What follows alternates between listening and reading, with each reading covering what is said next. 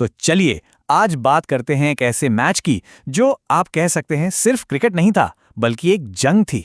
एक ऐसा थ्रिलर जिसका फैसला हुआ सिर्फ और सिर्फ एक रन से।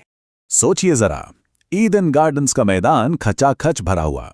एक तरफ गुजरात टाइटंस, दूसरी तरफ home team Kolkata night Riders. माहौल में जो प्रेशर था, जो उम्मीदें थीं, वो अपने पीक पर थीं। तो कहानी का पहला हिस्सा शुरू होता है गुजरात टाइटंस की बैटिंग से। उन्होंने एक ऐसा स्कोर खड़ा कर दिया जो लगभग नामुमकिन सा लग रहा था, और इस पहाड़ जैसे स्कोर की नींव रखी गई पहले 6 ओवरों में, यानी पावर प्ले में। पूरे 77 रन। जी हां, गुजरात ने पावर प्ले में ही 77 रन ठोक दिए थे। हाँ, एक बड़ा झटका जरूर लगा जब 6 ओवर की आखिरी गेंद पर कप्तान शुभमन गिल आउट हो गए, लेकिन तब तक अपना काम कर गए थे। एक बड़े स्कोर का प्लेटफॉर्म सेट हो चुका था।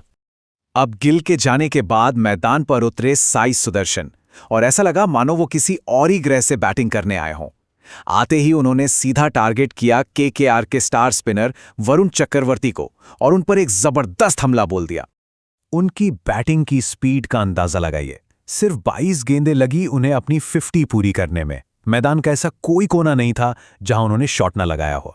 केकेआर के गेंदबाज पूरी तरह से प्रेशर में आ गए थे। आखिरकार वरुण चक्रवर्ती ने ही बदला लिया, एक चालाक गुगली पर उन्हें बोल्ड किया, पर तब तक सुदर्शन अपना काम कर चुके थे और गुजरात एक बहुत ही मजबूत पोजीशन में था।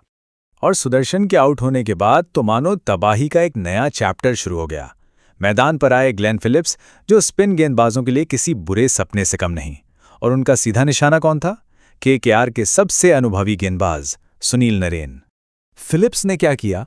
उन्होंने नरेन के एक ही ओवर में 1, 2 नहीं बल्कि लगातार 3 लंबे छक्के जड़ दिए। पूरा का पूरा ईडन गार्डन्स एकदम शांत हो गया, सन्नाटा छा गया था। अच्छा, दूसरे एंड पर क्या हो रहा था? वहां थे जॉस बटलर, जो 49 रनों की एक बहुत ही सधी हुई क्लासिक पारी खेल रहे थे। उन्होंने एक छोड़ संभाले रखा, और इसी वजह से फिलिप्स को खुलकर खेलने की आज़ादी मिली। हाँ, वो एक शानदार यॉर्कर पर आउट हो गए, पर तब तक पारी को वो संभाल चुके थे। और फिर अंत में वॉशिंगटन सुंदर ने आकर जो कुछ बड़े हिट्स लगाए, उसने स्कोर को और भी ऊपर पहुंचा दिया। तो पहली इनिंग्स के खत्म होने तक सीन ये था कि गुजरात ने केकेआर के सामने एक पहाड़ जैसी चुनौती खड़ी कर दी थी। फाइनल टारगेट था 220 रन्स। अपने घर में, अपने ही फैंस के सामने केकेआर को अब इस हिमालय जैसे लक्ष्य को चेस करना था। और यहीं से शुरू होता है कहानी का दूसरा और शायद सबसे रोमांचक हिस्सा। केकेआर का जवाब वो डिफेंसिव बिल्कुल नहीं था। ऐसा लगा मानो पहली ही गेंद से मैदान पर कोई ज्वालामुखी फट गया हो। और इस हमले की कमान संभाल रहे थे कप्तान अजिंक्य रहाणे। वो अपने पुराने विंटेज अंदाज में थे, एकदम खतरनाक। और उनका वो नो लुक पुल शॉट, क्या कमाल का शॉट था। गेंद सीधी स्टेडियम की छत पर जाकर गिरी। जरा पावर प्ले के स्कोर पर नजर डालिए। रहाणे और फिनाले ने मिलकर केकेआर को ऐसी शुरुआत दी कि उन्होंने गुजरात के 77 रनों की लगभग बराबरी ही कर ली। अब इसका मतलब क्या था? इसका मतलब ये था कि जो 220 का प्रेशर था ना, वह बल्लेबाजों से शिफ्ट होकर वापस गुजरात के गेंदबाजों पर आ चुका था। एलन के जाने के बाद आए कैमरून ग्रीन, और उन्होंने भी आते ही अपना इरादा साफ कर दिया।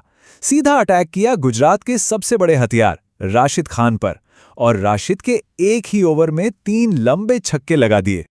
और दूसरी तरफ रहाणे तो रुकने का नाम ही नहीं ले रहे थे।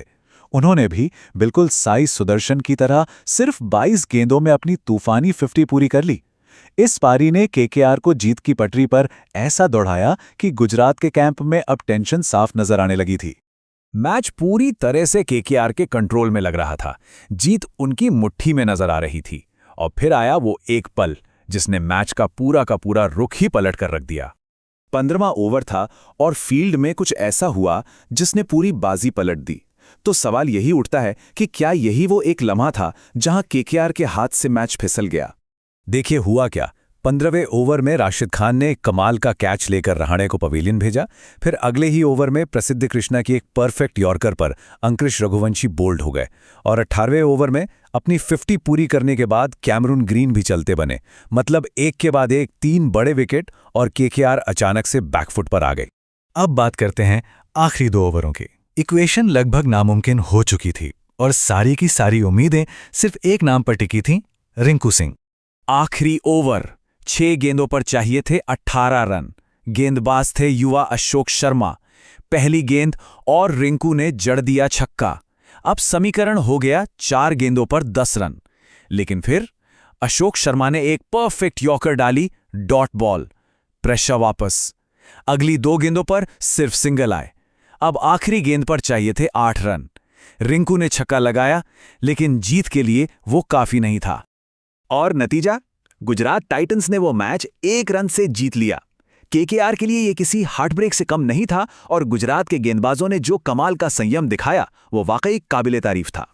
इस मैच में हीरो एक नहीं कई थे। साई सुदर्शन की वो विस्फोटक पारी, अजिंक्य रहाणे का वो जबरदस्त काउंटर अटैक, ग्लेन फिलिप्स का वो तूफान और आखिर में अशोक शर्मा का वो एक ओवर। हर परफॉर्मेंस अपने आप में यादगार थी। तो आखिर में एक सवाल तो बनता है, क्या ये आईपीएल इतिहास का सबसे महान, सबसे रोमांचक मैच था? इस पर सोचा जा सकता है।